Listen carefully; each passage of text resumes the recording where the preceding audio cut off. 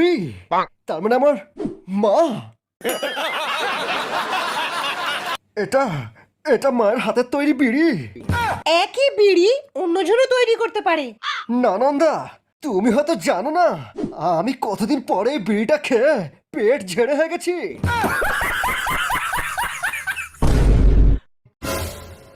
মা,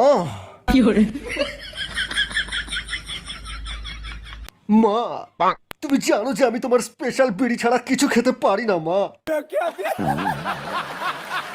মা গো, আমাকে একবার একবার তোমার স্পেশাল বিড়িটা খেতে দাও মা।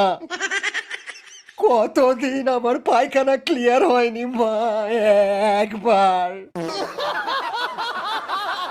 মা, তুমি আর বাবা যখন হানিমুনে গিয়েছিলে তখন একটু খৈনি কিনতে গিয়ে আমার বাবা সিঁড়ি থেকে পা ফসকে পড়ে গিয়ে সেই জায়গায় চোট খেয়েছিল। এই কথা তুমি জানলে কেমন করে?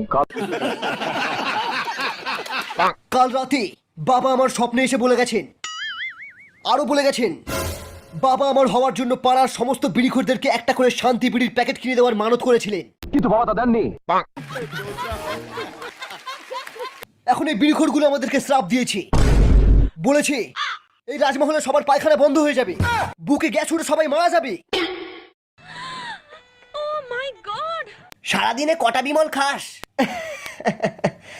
আরে বিমল খেলে মনে হবে পৃথিবীর সব নেশা ছেড়ে দিই। আরে আমি তো হাত দিয়ে যাওয়ার আগেই 10-15 প্যাকেট মেরে দিই। বাবা, আমার বাইকে তেল শেষ হয়ে গেছে। কাল তো 50 টাকা দিলাম। 50 টাকা?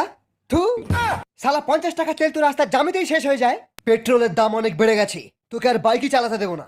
আরে দরকার নেই তোমার বাইকের, আজ থেকে আমি টোটো কিনে চালাবো, নিজের টাকায় বাইক কিনবো।